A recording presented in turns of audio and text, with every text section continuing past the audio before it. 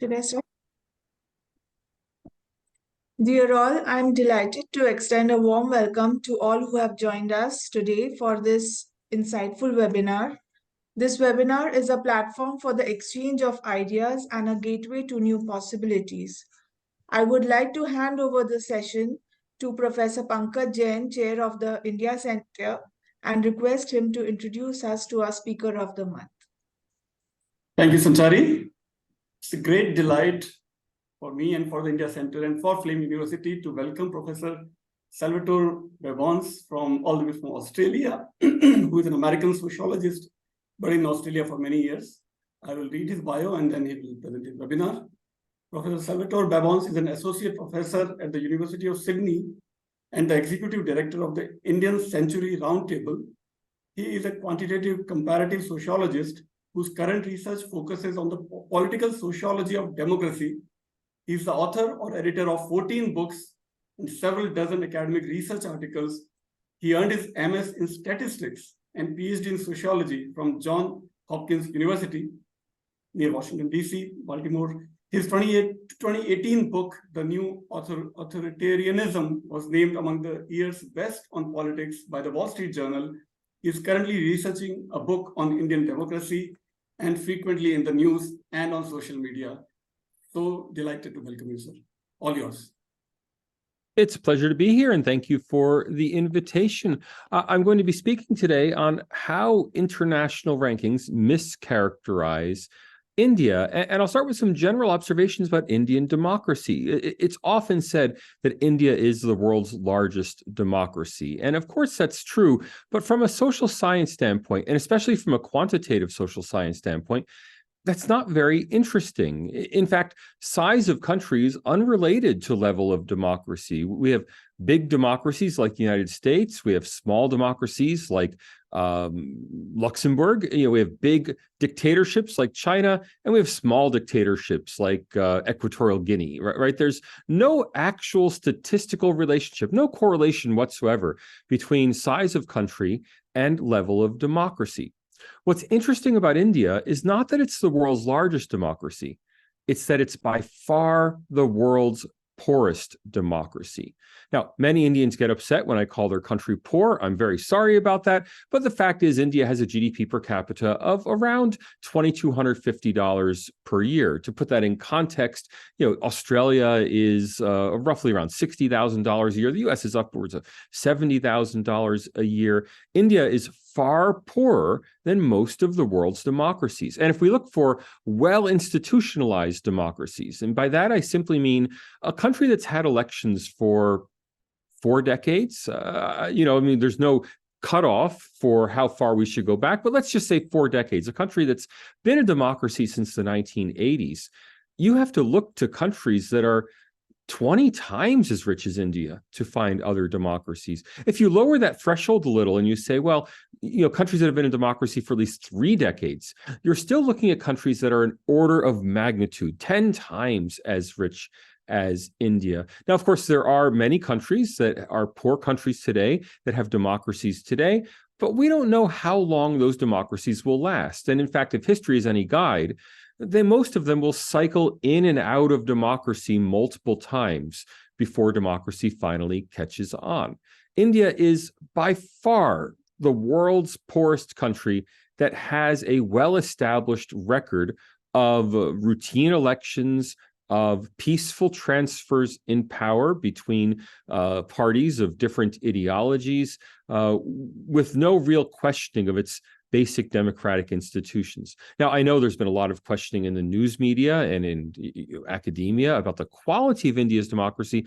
Let's leave that aside for the moment and simply focus on the fact of India's democracy, the fact of elections.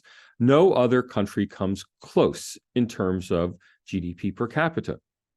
I might go further and say India is the world's only post-colonial country, the only major post-colonial country to have remained a democracy throughout its entire post-colonial history, which is to say that every other country that achieved independence from a European or Japanese, Asian colonial power had its democracy at some point fail. Now, there are a couple of minor examples, minor There are a couple of minor exceptions to that. For example, Belize, but Belize only became an independent country in the 1970s.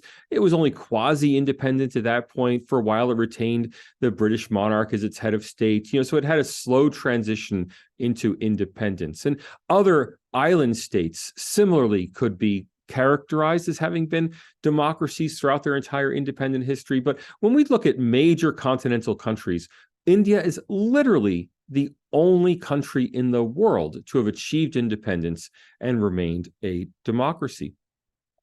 India is also the only well-institutionalized democracy in all of Eurasia between Israel in the far west and South Korea in the far east.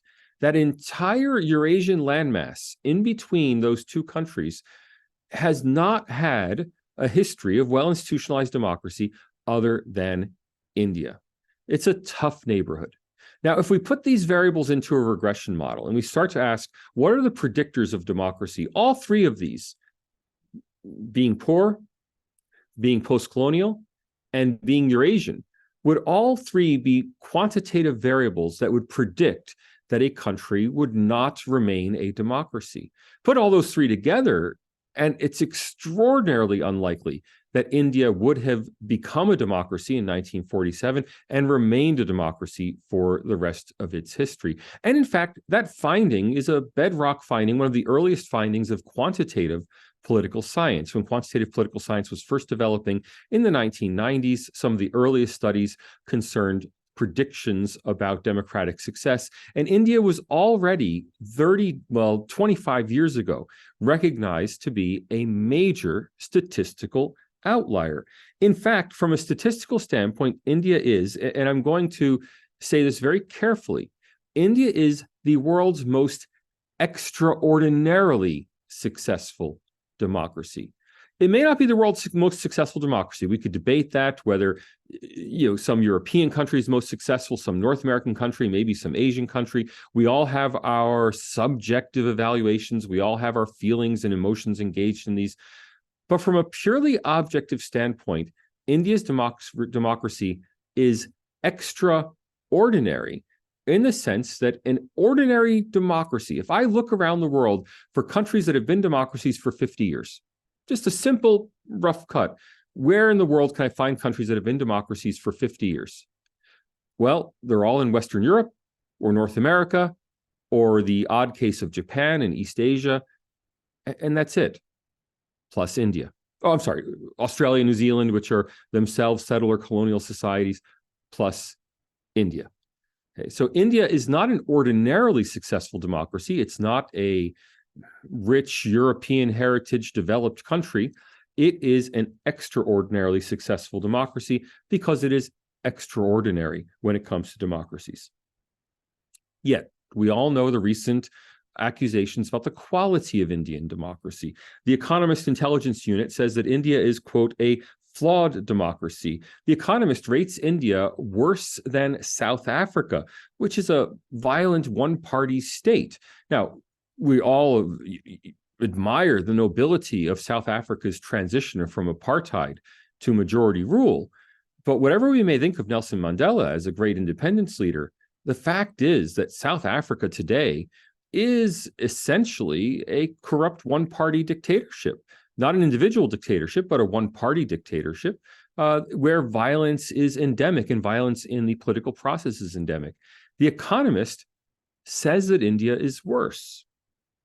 Freedom House. Freedom House is the American semi-official think tank, largely funded by the US government and closely linked foundations in the United States, rates India now as, quote unquote, partially free. Now, partly that's a statistical issue. The Freedom House simply has numbers on its scale that to them represent the threshold between free and partly free. And India in the last couple of years has just dipped below that threshold in the partly free. Nonetheless, it is symbolic.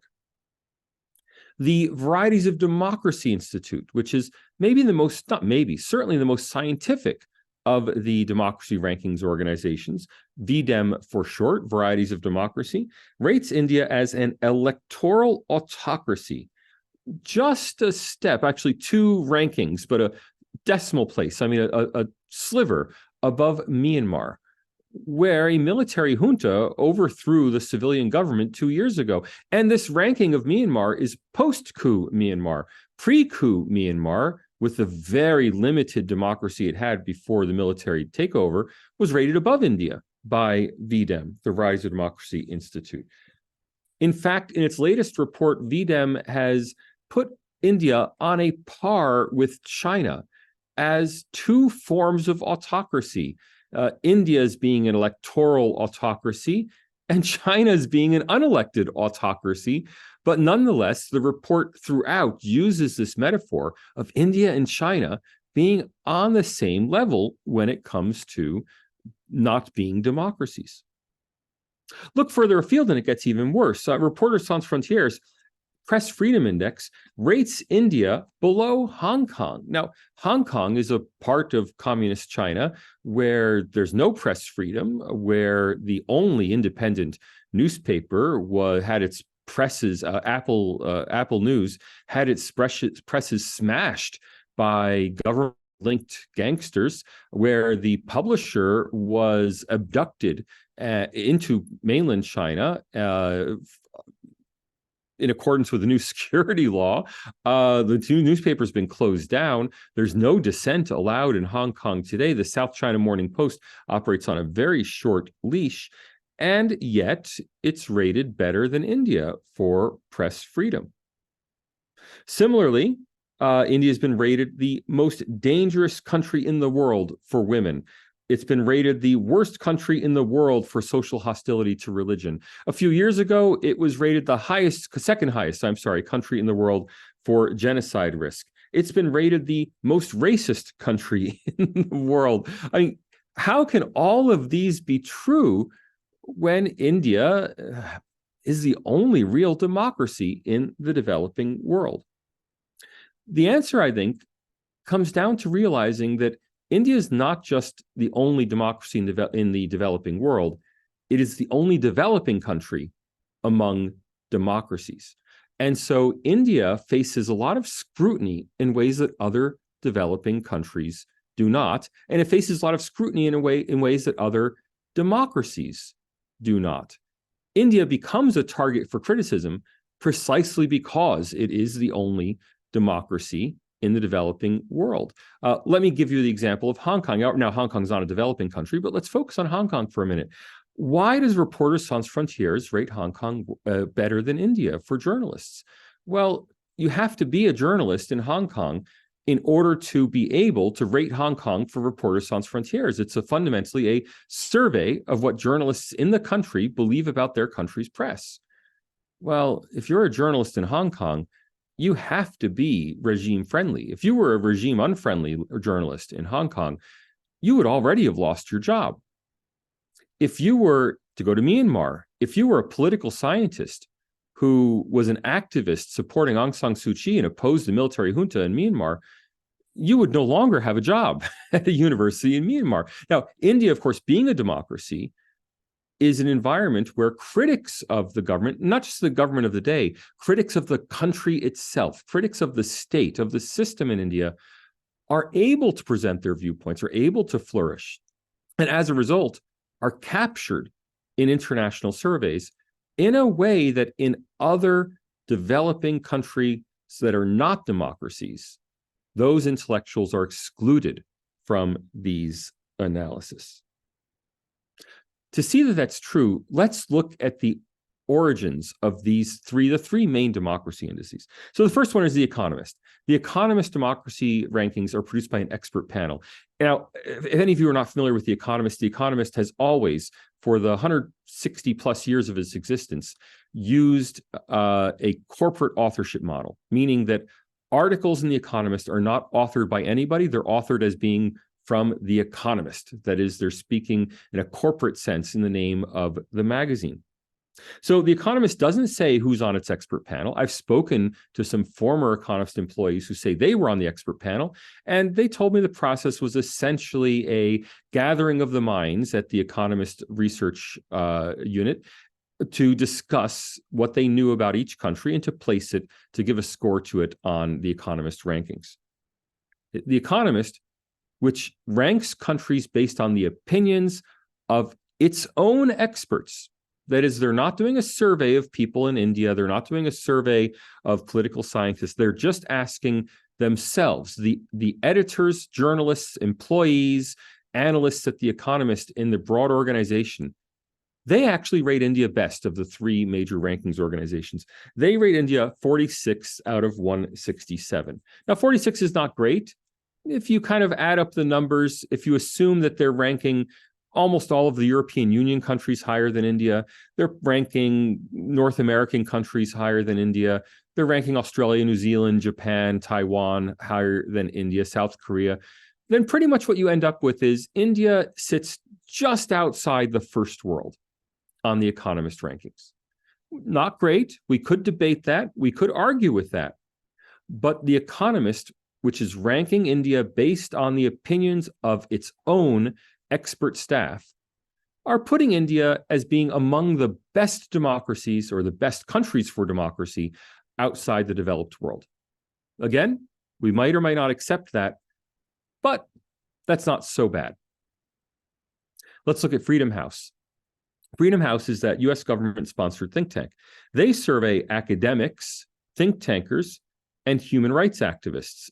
Total, they have 128 analysts and 50 quote-unquote advisors. They don't explain on their methodology documentation the different roles of analysts and advisors. I suspect that they have analysts in-house or part of the broader network, but if they have to deal with countries that are much more obscure to them, so for example, there may not be expertise within Freedom House on far-flung, relatively small population countries like Lesotho or the Solomon Islands, they might consult an outside expert.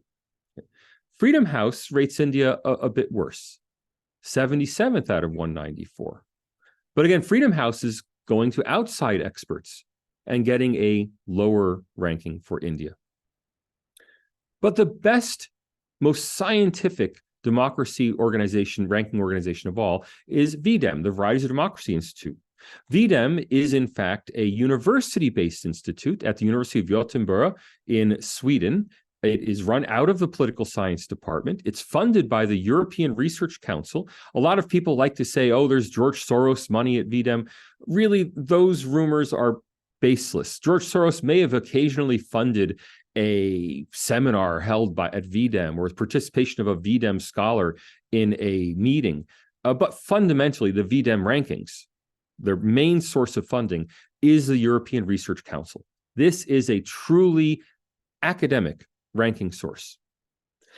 Reflecting their academic origins, it's the best documented ranking source. They publish a highly detailed methodology document. They publish all their data in very high detail. And if you want the original survey data, if you're an academic, you can apply and get access to their original survey data. It's the best organization for transparency by far of the three major rankings organizations. It's also widely respected so that its rankings and its data are used by the World Bank for its governance indicators. They're used by the U.S. Agency for International Development for its governance indicators that then go into international bond ratings for developing countries. VDEM, in fact, is also used by other democracy rankings. You may have heard of, for example, the Cato Institute Fraser Center Human Freedom Index. Sounds like a completely independent ranking system, yet almost all of the data for the Cato Institute Human Freedom Index come from VDEM. They simply take the VDEM variables, weight them differently, ignore the ones they're not interested in, foreground the ones they are interested in them, and produce a new ranking, but based on VDEM data. Other ranking systems also incorporate VDEM because it really is the most sophisticated, best funded, most nonpartisan rankings organization around.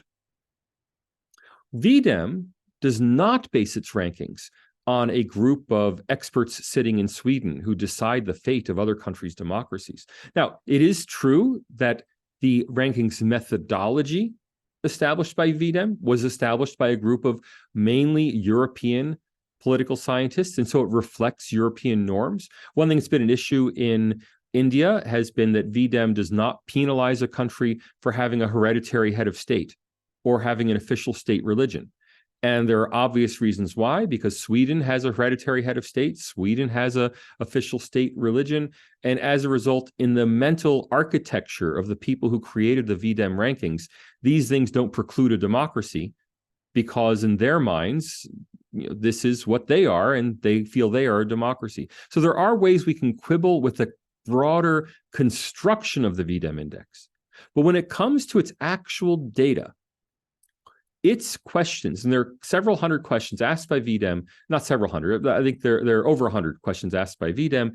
Those questions are answered specifically by political scientists, and specifically by political scientists in the country being surveyed.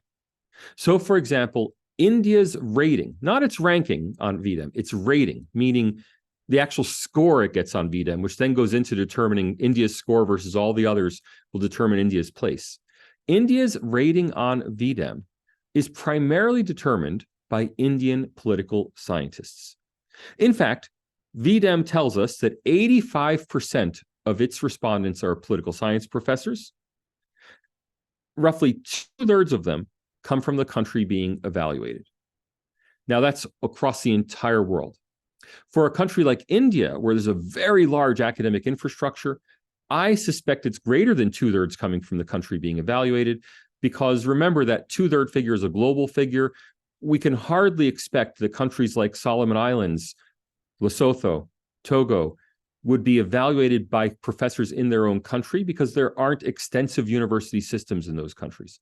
So most of the countries that are being evaluated by outside experts would be smaller, relatively more obscure countries. I can't say for certainty because I don't have the data from VDEM, but everything I know about VDEM leads me to believe that India's proportion of internal experts would be much higher than 2/3. Whatever the number, it's certain that more than half, and likely that more than 2/3, probably around 3/4 of the people evaluating India in the VDEM rankings are themselves Indian political science professors. And VDEM ranks India 108th out of 179 countries. And this is the background for that famous or notorious statement I made that's long since been excerpted out of context, that it's India's intellectuals who are anti-India. When I said that, if you listen to the entire interview with Rajdeep Sardesai, this was last October at the India Today conclave. If you listen to the whole interview, you'll hear that it wasn't an accusation I was making about Indian intellectuals. It was an explanation I was giving, that the reason VDEM ranks India so low is not that Western imperialists have ranked India badly. That's the standard narrative you get from people in India who are upset about the rankings. The actual explanation is that Indian intellectuals have ranked India badly and reported their negative views of Indian democracy to VDEM, which is then publishing its report that it's reported in the Indian press. The ultimate origin of VDEM's negative ranking of India is India's own political scientists. And note how that differs from The Economist. The Economist, which relies entirely on Western experts, or at least on its own staff, who are almost all Western. The Economist ranks India 46th in the world.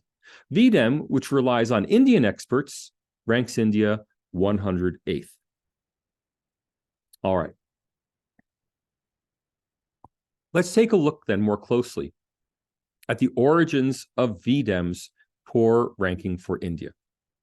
Partly, it's due to the negative of subjective assessments of India's own intellectuals, and partly it's due to the structure of the VDEM rankings themselves. Let me walk you through this. The VDEM index is calculated on the basis of 5 sub-indices. That is, the overall electoral democracy index is an arithmetic function of 5 sub-indices. Now, it's not a simple averaging of the 5 sub-indices. It's slightly more complicated than that, but fundamentally, the 5 sub-indices combine to form the overall index. Those 5 sub-indices are elected officials, universal suffrage, clean elections, freedom of association, and freedom of expression. And I'm going to walk you through each of these because two of them are purely objective, which is to say, are people in the country elected? It's a simple yes or no. And can everyone in the country vote? That's a simple yes or no. These are purely objective indicators of democracy. Then VDEM has a partially objective component, which is to say it's objective, but they're questions answered by experts. So these are objective information being provided by experts. And that's the subindex on clean elections. And then there are two subindices that are almost entirely subjective, which is to say they're based entirely on the expert's opinions, not the expert knowledge, expert opinion. And this is freedom of association and freedom of expression. So let me walk you through these five subindices of VDEM to illustrate the challenges here that India faces.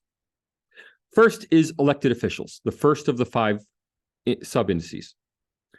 131 countries were given perfect scores on a scale from 0 to 1. They were given a perfect 1.0 on elected officials. Those countries with perfect scores for having elected officials include Belarus, Cuba, Libya, Palestinian territories, Russia, Syria, and Vietnam.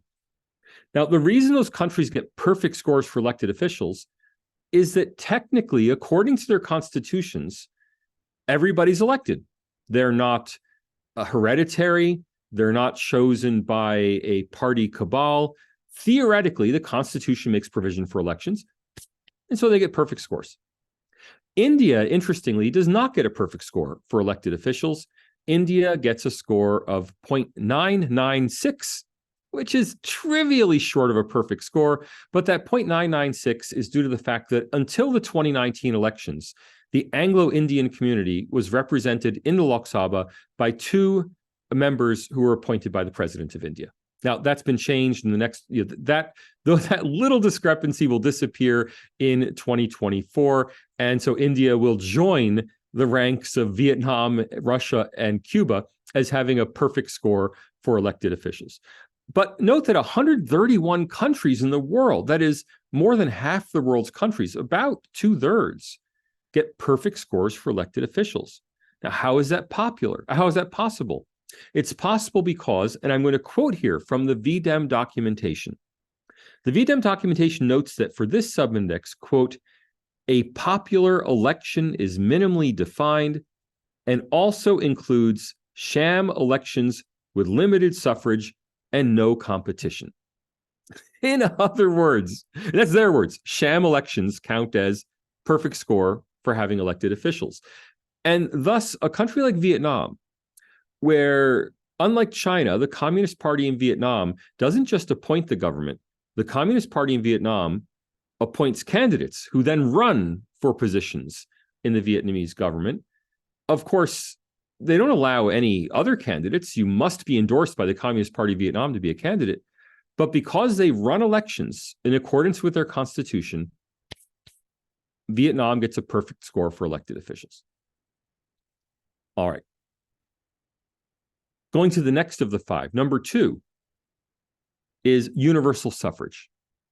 The question here is, in the country involved, is everybody allowed to vote? Subject to a few exceptions. They do allow exceptions for convicted felons. But are all citizens allowed to vote?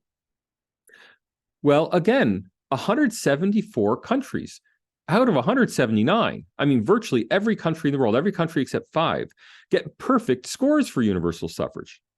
That includes all the countries I mentioned before, Russia, Cuba, Vietnam, but also China, Hong Kong, Iran, North Korea, the Gaza Strip, Myanmar, and Venezuela.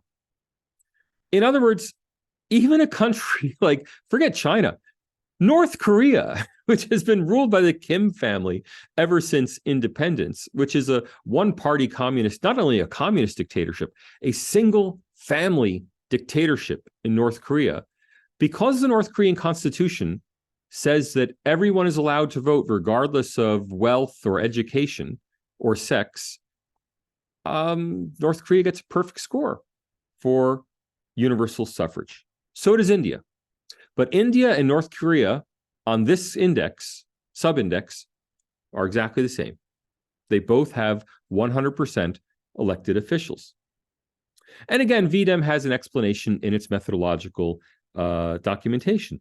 It notes that this sub-index takes into account only, and I'm going to quote, legal de jure restrictions, not restrictions that may be operative in practice. In other words, as long as the Constitution says you're elected, you're universal suffrage, you have universal suffrage. All right, well, I go through this exercise not just to point out how silly VDEM is, but to point out a profound statistical problem with VDEM.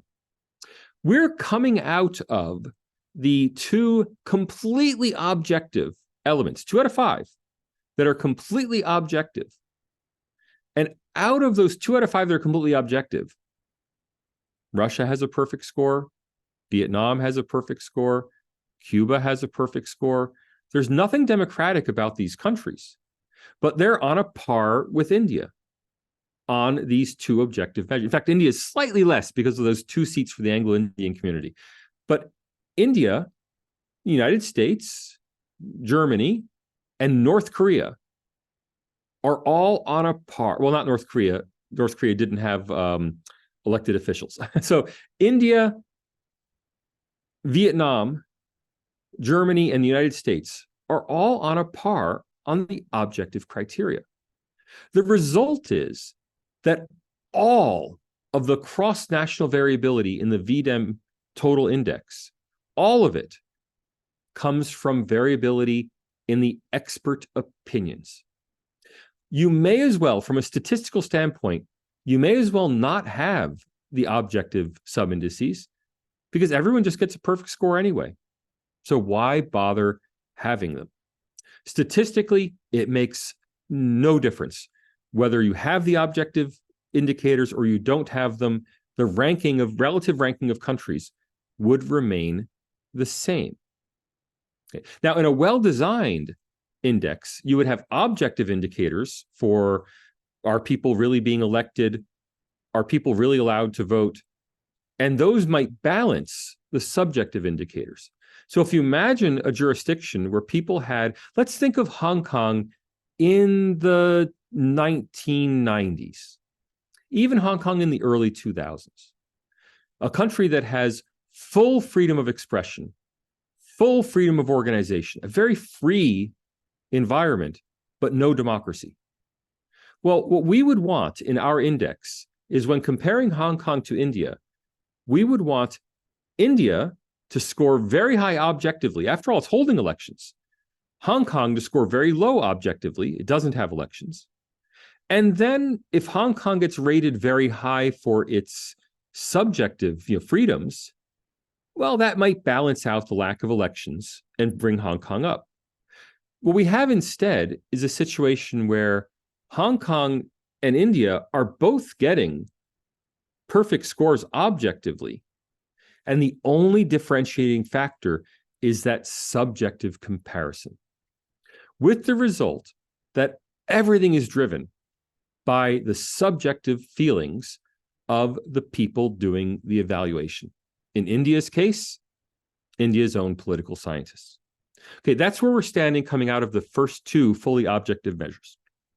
Then we have the third of the VDEM, I'll put it this way, the third of the VDEM sub-indices, and that is clean elections.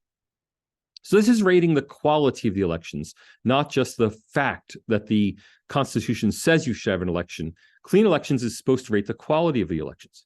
But even here, in this supposedly objective indicator of how clean the elections are, no one thought to ask, is there actually any real competition? That is, if you look at I think there are 8 subcomponents of clean elections. If you look at the subcomponents, none of them ask, is it possible for anyone else to win other than an approved government party? And I think the reason this isn't asked is that the people making up the index in Sweden were not imagining the difference between democracies and non-democracies. They were imagining, if I want to compare Sweden to Italy, both are democracies. How clean are their elections? And they never imagined to ask, are the elections meaningful at all? I mean, after all, we already heard that in the first two objective components, all they care about is de jure are their elections. De jure, can everybody vote, even if they're sham elections in which nobody's really allowed to vote. Okay, so we get to the Clean Elections Index. On clean elections, India has been savaged. It's declined from 59th in the world, not great, in 2014. 59th in the world in 2014 would already place it as not one of the better democracies in the world, down to 91st in the world today, in 2022 rankings, which came out in 2023. Okay. VDEM ranked the 2019 elections in India as being less, quote unquote, free and fair than the 2021 Legislative Council elections in Hong Kong. That's right. An election in Hong Kong where only government-approved candidates can run was rated as being more free and fair than the 2019 central government election in India. Now, obviously, that's crazy.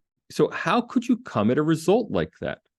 Well, if you look at the specific questions asked, the questions are not actually about the realistic opportunity of people to unseat their rulers. Instead, the questions hinge on technical criteria. For example, was there violence at the polls? Well, we all know there's poll violence in India. It's not as widespread as often reported in the news, but nonetheless, it's real, it's there. People do get killed during elections in India.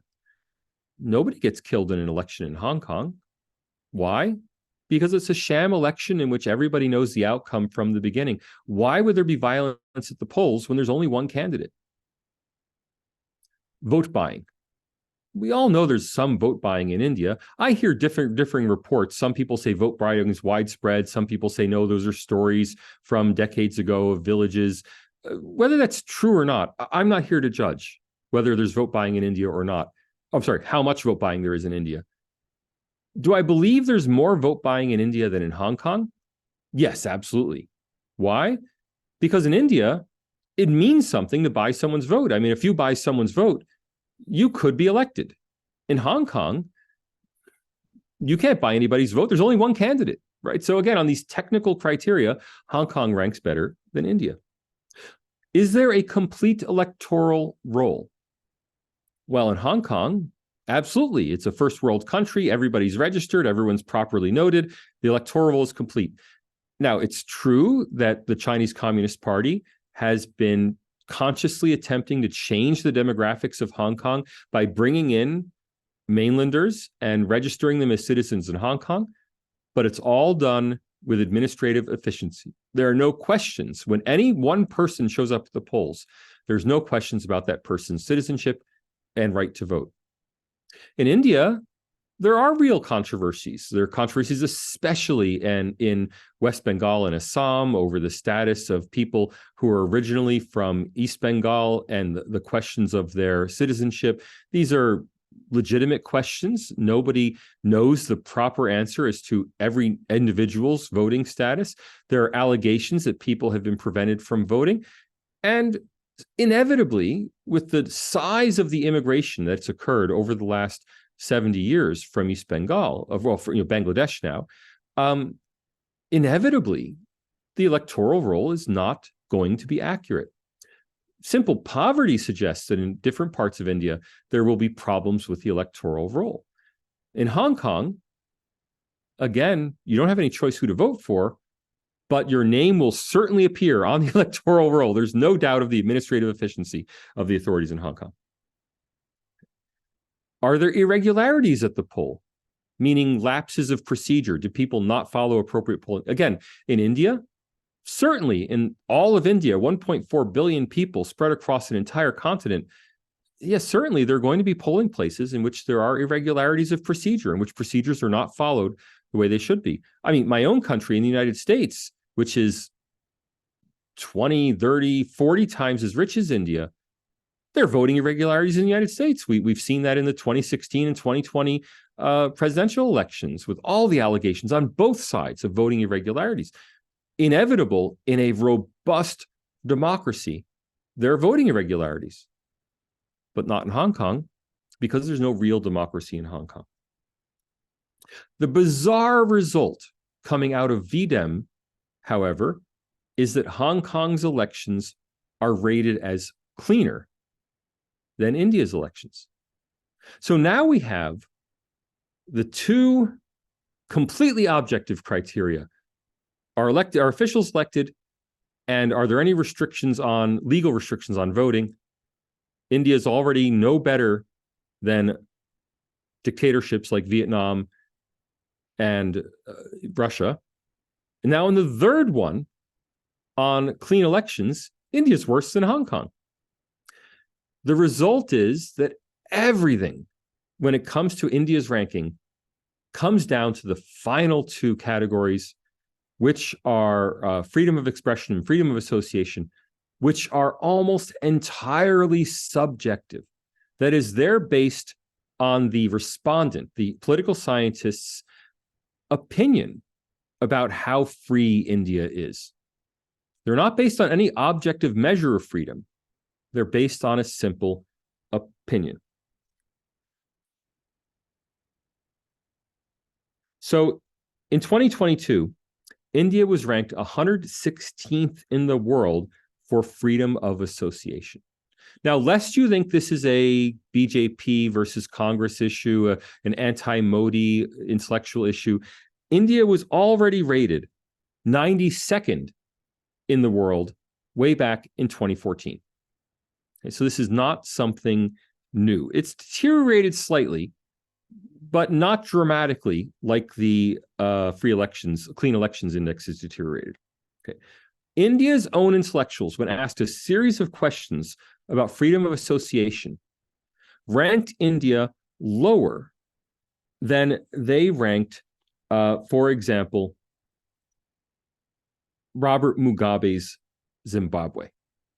And in fact, to give the respondents, because subjective questions are very hard to evaluate, are people really allowed to associate with who they choose? It's very difficult to say. There are no objective criteria.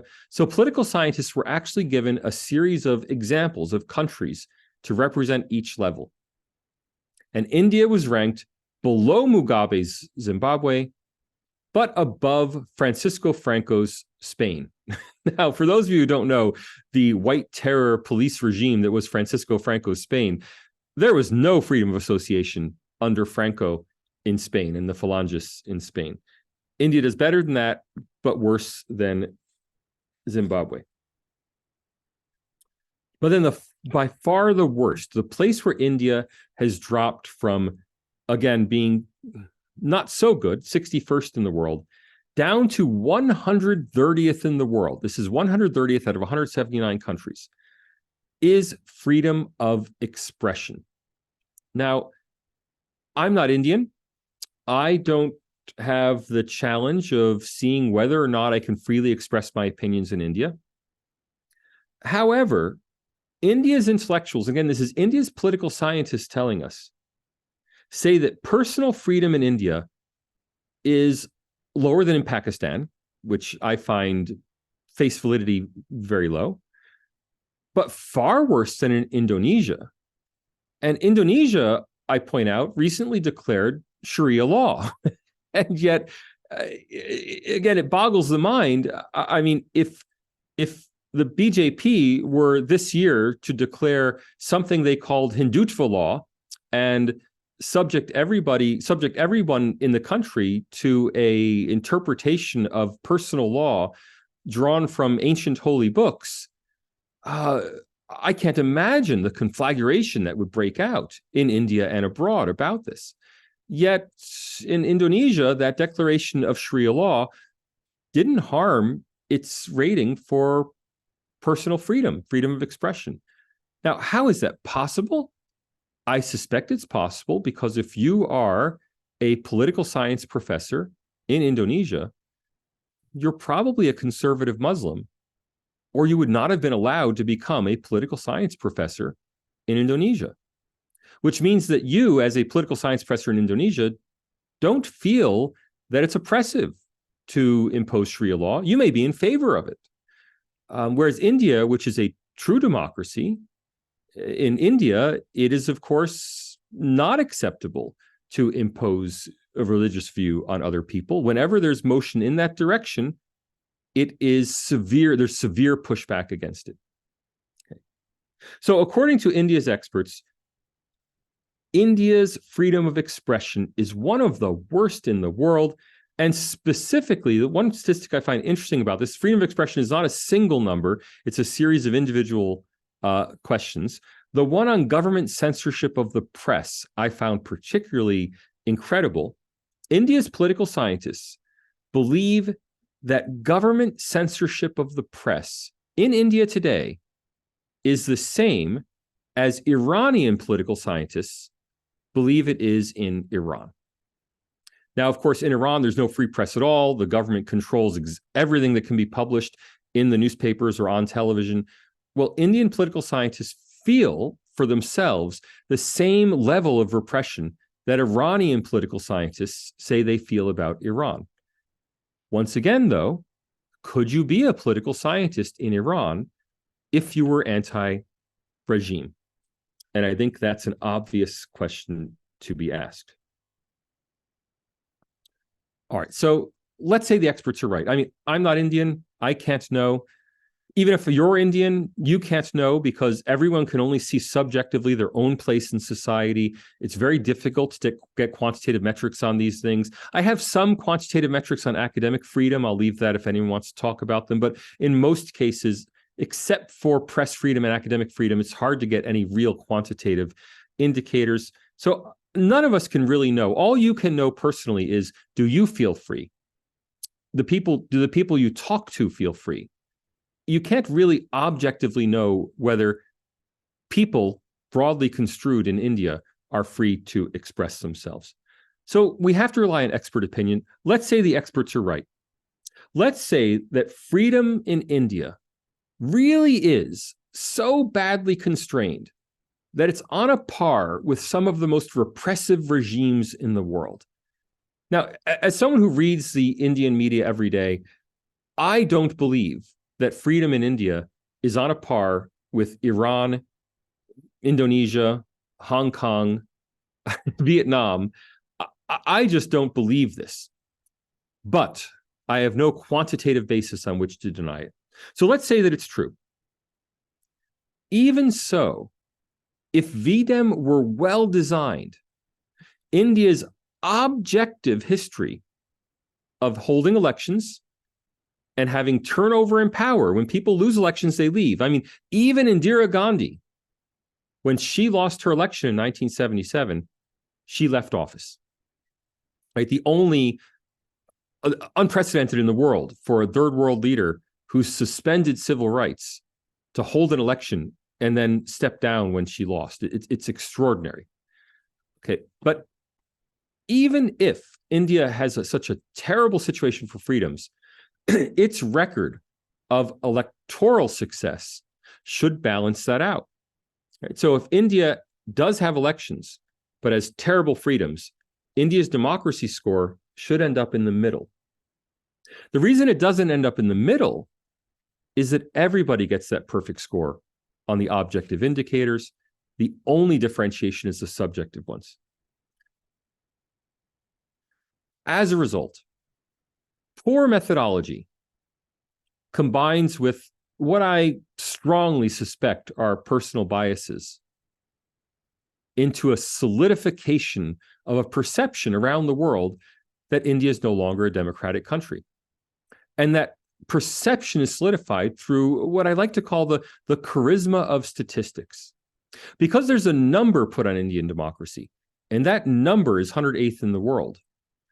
When something happens, like the accusations we've just seen of a murder of a Canadian citizen of Indian origin in Canada, when such an accusation arises, we take it seriously.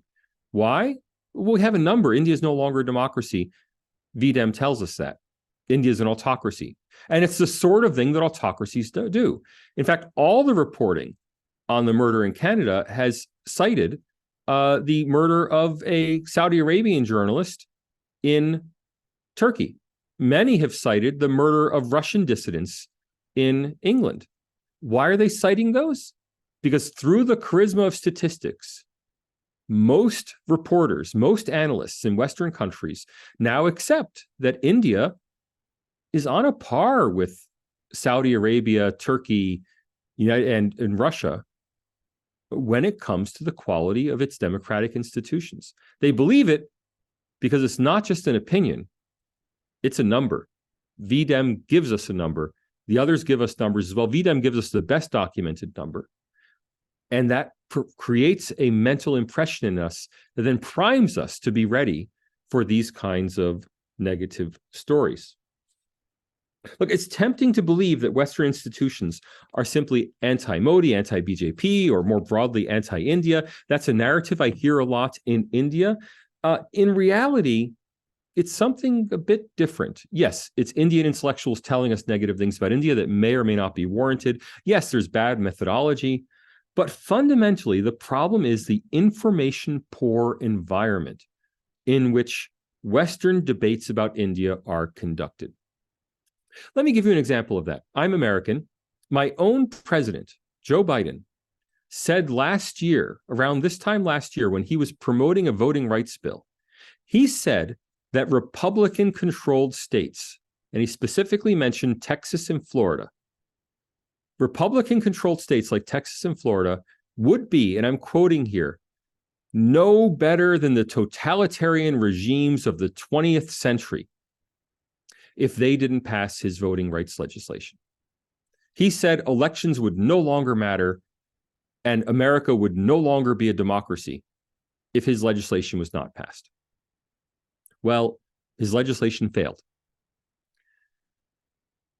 What do all of you think about American democracy? Do you think it's now no better than Stalin's Russia or Hitler's Germany? Or do you probably think that he was just using hyperbole and you ignore it? I suspect that very few of you actually take my own president at his word. This is not an academic expert. This is the president of the United States who said that Texas and Florida would be no better than Stalin's Soviet Union or Hitler's Nazi Germany. But we don't believe it. Why? Because we've been to Texas. We've been to Disney World. You know, all of you read American news. All of you are aware. All of you have friends in America. All of you have relatives in America. You're very aware of what's happening in the United States, with the result that you have a very strong basis on which to form your own judgment about American democracy. Just like I watch Indian news media, just like I read Indian newspapers, you watch American news media, you read American newspapers. And so you have the basis on which to form your own judgment, and thus you don't take these kinds of statements seriously. However, for an American or British person, when Rahul Gandhi goes abroad and tells us that India is no longer a democracy, we perceive it as a major leader of the opposition, the most prominent opponent to the current prime minister, telling us that India is no longer a democracy. Why shouldn't we believe it? I mean, when Vladimir Zelensky comes and tells us something about Ukraine, we take it at face value. He's a Ukrainian president, right? When people come and talk to us about their countries, we generally take it at face value because we know very little about those countries. Now, of course, if someone came and told me Japan is not a democracy, I might, question it because I would know a lot about Japan. I may have visited there. Very few Americans have visited India. Very few Americans who are not of Indian origin have visited India. When they do visit India, they visit primarily for cultural tourism, not because they're interested in the political system. No ordinary American reads an Indian newspaper. No ordinary American can name any Indian leader other than Narendra Modi. In fact, Mr. Modi's own name recognition in the United States only this year broke above 50%. Before this year, most Americans could not name the Indian prime minister. Never mind any states in India, never mind know anything about India's population. Probably the only Indian that most Americans could name before this year was Mahatma Gandhi. Okay. With the result that when an American sees that the VDEM democracy ranking for India is 108th out of 179 countries, that its freedom of press rating is I think it's 170th out of 180, 160th out of 170 countries, 10 from the bottom. Why should they doubt it? Right? There's a lack of information about India. In fact, most of our India debate is dominated by about half a dozen Indian intellectuals who write for major American newspapers. Now, they're either Indian or they're Americans or British people of Indian origin, but it's really striking that when you read American news articles and commentary about India, 9 times out of 10, the name on the article is an Indian name. When I read commentary and news articles about China, 9 times out of 10, the name on the article is a Western name. So our knowledge of India is not being driven by experts. Is not being driven by objective, uninvolved experts, dispassionate experts. Our China analysis, yes, completely driven by China experts. Our India analysis is driven by Indians with subjective points of view. They may be experts, they may be very knowledgeable. However, someone who says, when I visit my family every year, this is what I experience in India, this is what my friends tell me, that's not objective analysis. That's extremely subjective. In fact, I was recently at the Aspen Security Forum in the United States this northern summer. Interestingly, there was a China panel followed immediately by an India panel. The China panel had on it 5 top American experts about China. One was, I think the moderator was British, and the 4 experts were American. All Western, none of them of Chinese origin. They were all people who studied China, and they talked about China from the perspective of a lifetime of study. By contrast, the India panel was chaired by a Pakistani American and had on it 4 Indians, not Americans of Indian origin, actual Indian citizens. Now, I don't mean to malign Indian citizens. I have nothing against Indian citizens, obviously. Whatever that panel was, it was very informative, it was very interesting. It could never be objective. More importantly, it demonstrates the paucity, the lack of knowledge we have of India. That when a major American institution puts on a China panel, they get 5 non-Chinese experts. When they put on an India panel, they get 5 people whose family origins or their personal lives are in South Asia, 4 of them in India, 1 from Pakistan. Right? That's really telling. Our knowledge of India is not objective. It is subjective, and it comes from India itself. Where it doesn't come from India, it often comes from international Islamists. So Al Jazeera is a major source of information about India in the West. It comes from missionaries. So American and British missionaries who go to India and return and tell community groups about India, again, are very interested. It comes from human rights organizations, which have their own interests. Almost all of our knowledge of India is not driven by objective study of dispassionate individuals. It's driven by people with an agenda. Whether that agenda is right out in the open, as for a missionary or an international Islamist activist, or if that agenda is more internalized. Either way, it is highly subjective. Countering these narratives, I must say the Indian government does a very poor job of it. I know that Dr. Jaishankar is extremely popular in India. He is in many ways, he's certainly very articulate, but he is not very effective at public diplomacy. He may be very effective at diplomacy proper. I have no idea what goes on in closed rooms. But his position in public diplomacy has been almost every case to respond to criticisms of India by saying, how dare you criticize India? You have human rights problems of your own. It's none of your business.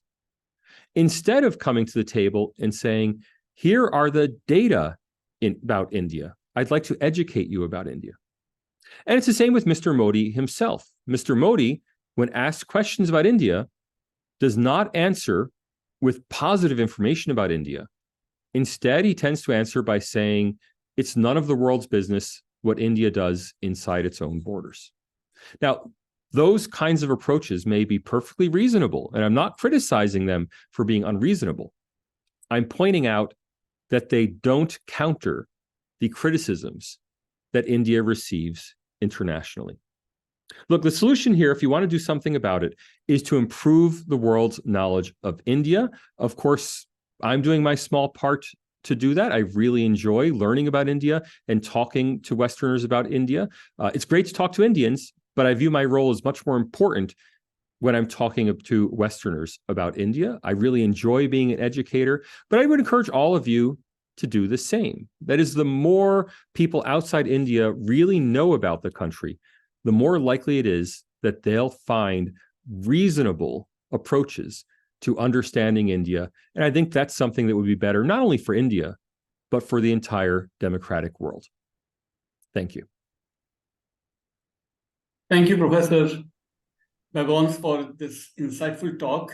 Made probably all of us chuckle and exasperate, listening to how you uncovered these so-called international rating agencies and what all is going on. It's just fascinating. It was really, really insightful, very educative, very informative.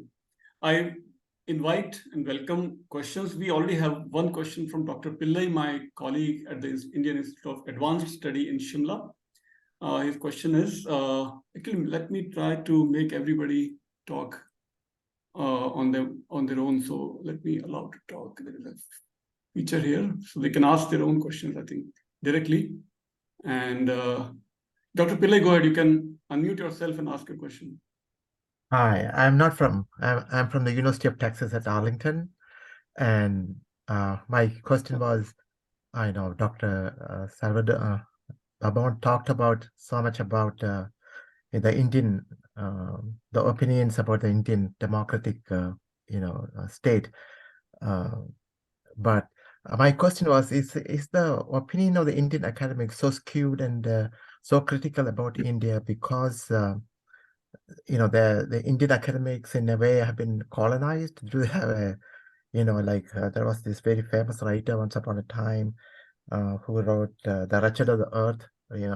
He talked about the colonized mind. Is it something like that they are also colonized, that they just forget to look at the objective part using data, like we are all educated to do that as political scientists and social scientists? Is that one of the reasons too?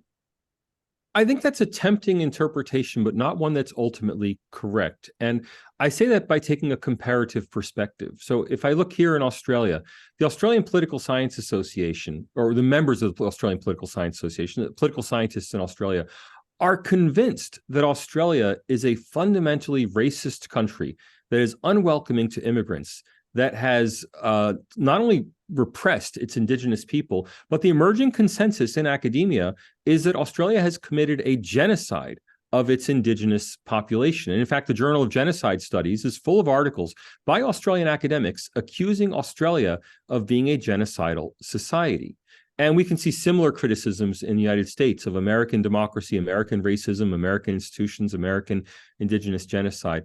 I think it's in the character of academic political science that most people who go into the field go into it because they're highly critical of the political institutions in which they're brought up. Now, I'm not excusing that. I'm not saying that's correct. In fact, I'm very critical of those viewpoints. But the fact that Indian political scientists are highly critical of India does not surprise me when I find that Australian political scientists are very critical of Australia. The fact that they're highly critical doesn't, to me, suggest a colonialized mindset or anything unique about India. The problem comes when you combine that subjective criticism of one's own society with the structure of the international surveys. So the structure of the international surveys is such that when the American or the Australian political scientist criticizes his or her own country's institutions, they're doing so within a context that the basic ground rules are accepted. That is, the ground rules of politics in Australia are accepted. It's at the margins we find these criticisms. In India, there's not necessarily such an acceptance. So while an American or an Australian political scientist may rate their country a little worse, so for example, Australia ranks much worse on press freedom indices than do English-speaking countries in general. I'm sorry, Anglosphere countries in general rate much lower than European countries. In fact, I think the press is freer, and I think democracies are of higher quality in the Anglosphere countries. Yet we in the Anglosphere, and including India here, are very critical of our institutions, whereas people in places like Sweden and Denmark are perhaps not so critical of their institute, or Japan, are not so critical of their institutions. So, that when you combine, I mean, I understand the point, and I understand that India's political scientists are rating India worse than Australia's political scientists are rating Australia. But nonetheless, I think the basic phenomenon is there, that in all of our very robust democracies, political scientists tend to be highly critical. I don't think that's a phenomenon of coloniality or a colonial mindset.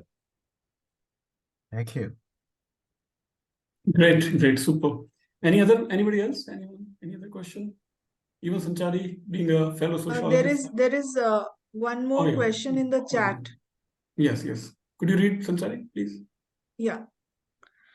Jayant is saying, thank you very much for your fascinating talk. I have a question. You have outlined several ways in which international democracy rankings, particularly VDEM, might be flawed, or their methodology might be put to question. Can you explain why there is nevertheless a uniform or nearly uniform slide across the board, across nearly all rankings for Indian democracy in the last decade? For instance, even in the Economist Democracy Index, which is determined by Western experts, not Indian intellectuals, India's ratings since 2019 have been the lowest ever since the ratings began. That is since 2006. Example, this rating was 7.68 in 2006 and 7.92 in 2014, and it is 7.04 today and had fallen to 6.61 2 years ago. Right. So I think what we see here is a kind of bias that results when we live in an information-free environment. So I'm going to answer this question with an example from a different field, because people can dispassionately think of things in fields outside their own. I study international university rankings. It's something I've also published on. And the international university rankings that come out from Times Higher Education Supplement and Quacquarelli-Simmons send surveys to academics like me, asking me to rate universities in the world based on their research. Okay, fine, that's published. I might be able to do it. But they also ask me to rate universities around the world based on their teaching. And I'm supposed to say which university anywhere in the world has the best quality teaching. Now, of course, I have no way to know which university's the best quality teaching. It may be Flame University for all I know. I've never sat in a class in Flame University. I don't sit in anybody's classes. How do I know? Well, I have to go to either news reports, or better yet, I go to the rankings. How do I know who's a good teacher? Well, I Google top universities for teaching, and Google tells me what rankings have told me. So inevitably, the Economist rankings are going to be influenced by the news stories that are coming out from the VDEM rankings. And I think the fact that the Economist rankings have fallen the least, the Freedom House rankings have fallen a little more, and the VDEM rankings have fallen the most. And specifically, what's fallen in VDEM has been the subjective evaluation of freedom of expression. I think all of this tends to reflect a reinforcement of bad news story comes out, people read the bad news story, they report it back on the rankings.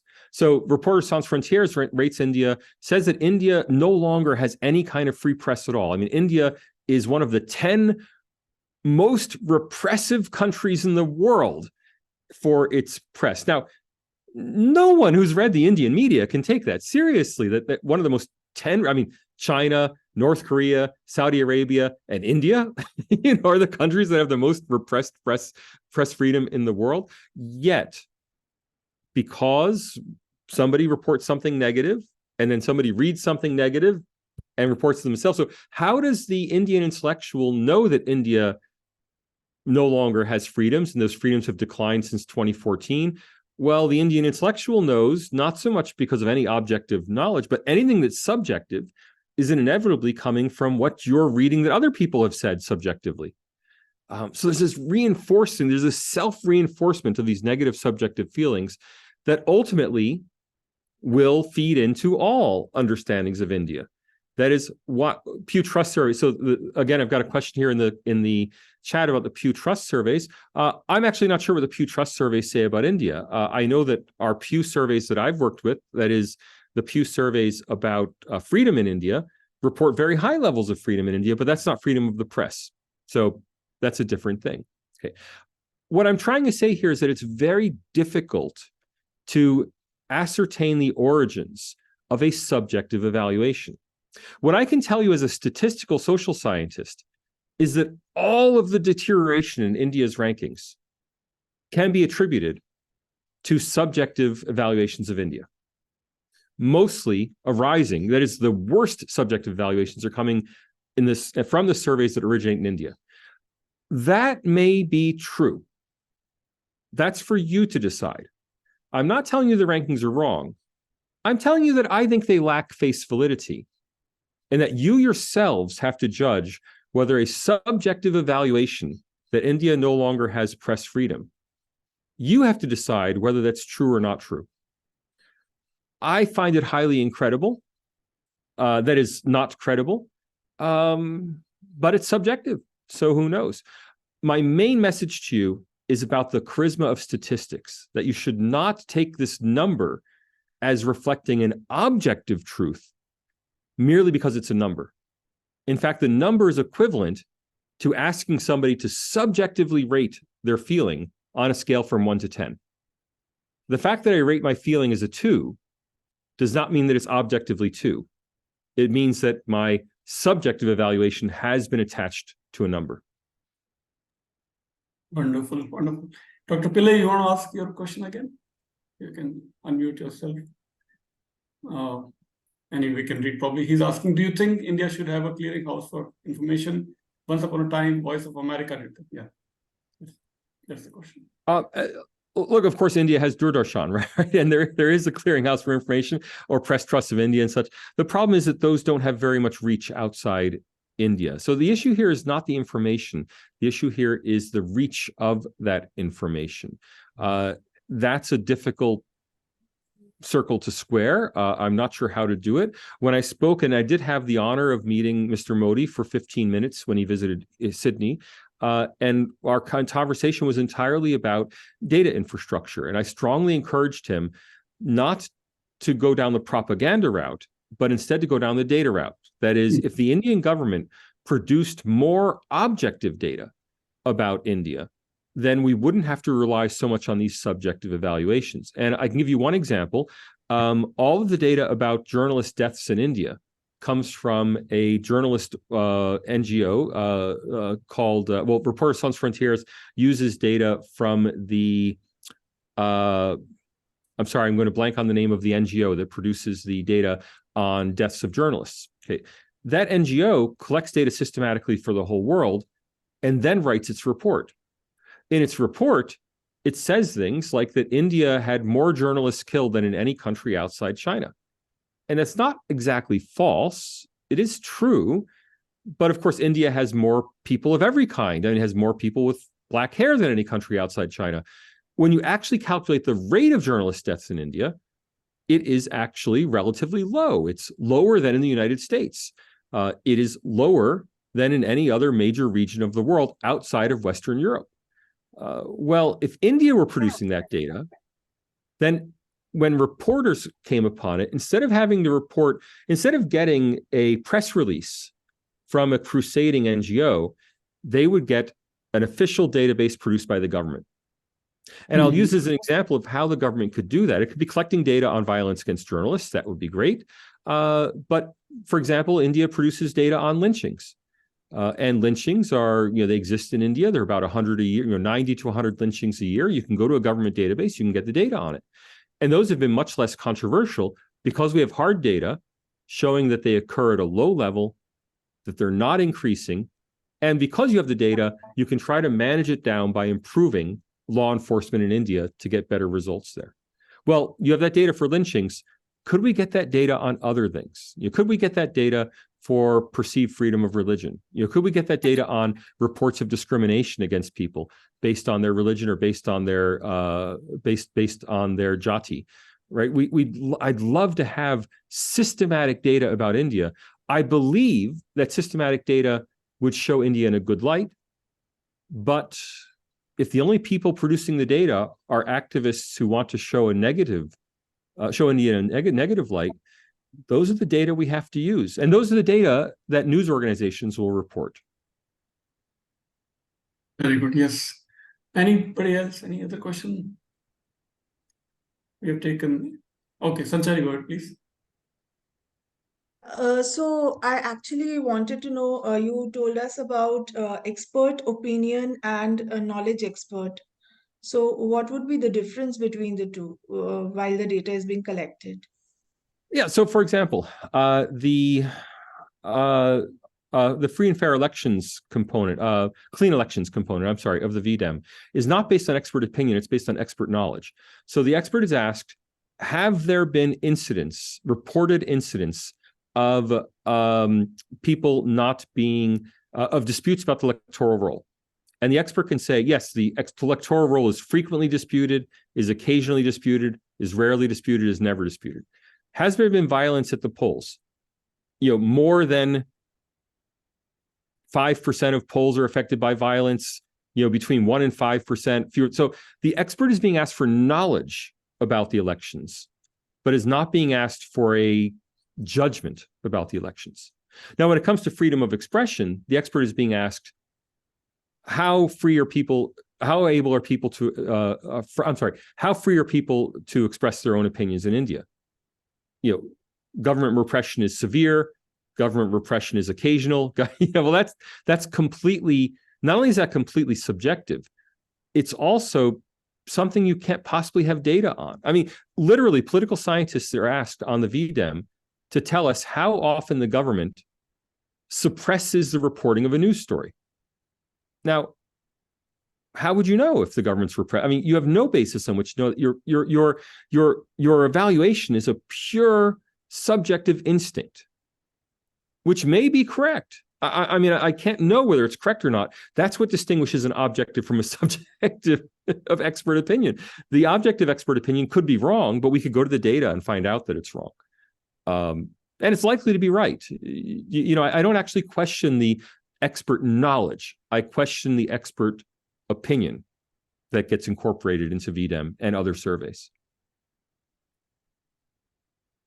Thank you. And anyone else? If not, we thank you, sir, and thank you again for your time and insights, and we look forward to having you more and more collaborations also. And by the way, this is just want to show you my university's campus. So let me increase the screen size. This is my university. You're most welcome wherever you're in India, and we look forward to more collaborations. Thank you and namaste. Thank you very much. Thank you. Thank you, Dr. Pillai. Thank you, Sanchari. Thank you. Thank you, Sri, for your support, tech support from my university. All right. Take care, everybody.